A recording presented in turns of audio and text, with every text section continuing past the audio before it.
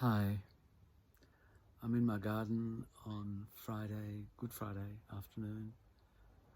Very peaceful, and I'm just reading again some more stories, and I thought you might like to hear this one. Italo, Calvino, Mr. Palomar. This is part of the section called Palomar in Society, and it's called On Biting the Tongue.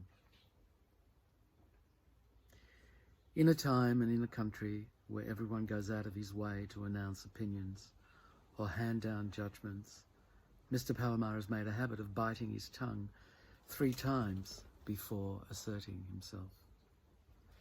After the bite, if he's still convinced of what he was going to say, he says it. If not, he keeps his mouth shut. In fact, he spends whole weeks, months, in silence. Good opportunities for keeping quiet are never in short supply, but there are also rare occasions when Mr. Palomar regrets not having said anything he could have said at the right moment. He realizes that events have confirmed what he was thinking, and if he had expressed his thoughts at the time, he would have had a positive influence, however slight, on what then ensued. In these cases, his spirit is torn between self-satisfaction for having seen things properly and a sense of guilt because of his excessive reserve. Both feelings are so strong that he's tempted to put them into words, but after having bitten his tongue 3 times, or rather 6, he's convinced he has no cause either for pride or for remorse. Having had the correct view is nothing meritorious. Statistically, it is almost inevitable that among the many cockeyed, confused, or banal ideas that come into his mind, there should also be some perspicacious ideas, even ideas of genius. And as they occur to him, they can surely have occurred also to somebody else. Opinion on his having refrained from expressing his idea is more open to debate. In times of general silence, conforming to the silence of the majority is certainly culpable.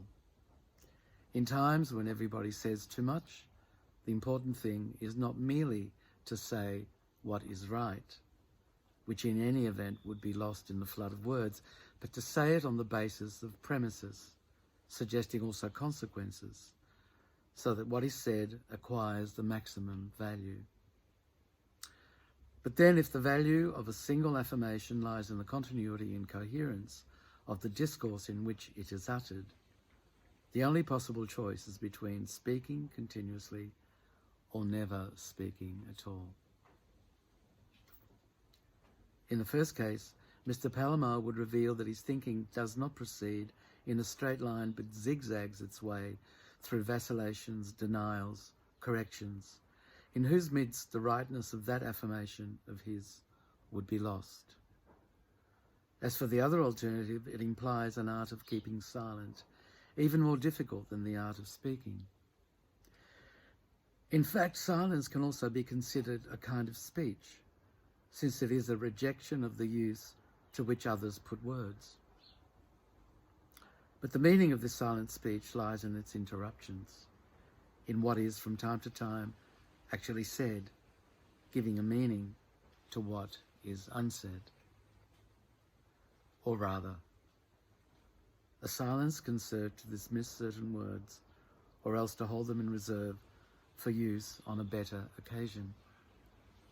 Just as a word spoken now can save 100 words tomorrow, or else can necessitate the saying of another 1,000.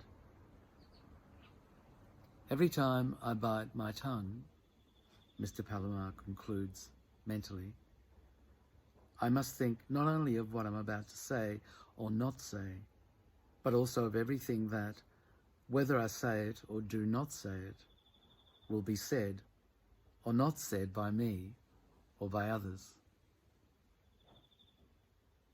Having formulated this thought, he bites his tongue and he remains silent.